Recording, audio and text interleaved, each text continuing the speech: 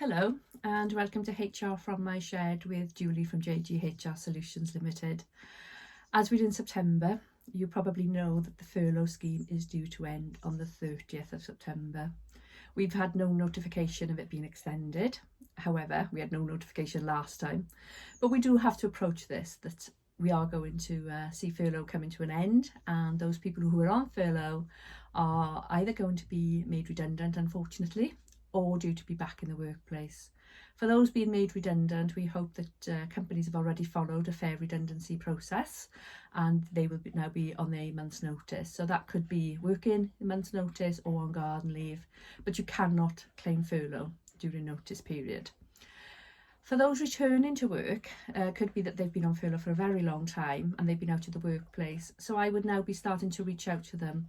Treat it as somebody who's been in a long-term absence, do a phased return to work form. Reach out, what support do they need? How has the workplace changed? Are they indeed going to go back to the workplace, or will they be working from home? If they're working from home, what's the setup like? Do they have the equipment? Do they know how to access company information and maybe Zoom calls, etc.? Not everybody does. So it's finding out what anxieties and what support you can give your team prior. Let's not leave it until the 1st of October to do these things. For those who are unfortunately being made redundant, there's things you can do there. So you can offer obviously CV support, you can offer them time to do some job searching, and maybe even try to discover what funding is available to help them on their way. In Wales there's the React funding, so it might be signposting them off to different directions.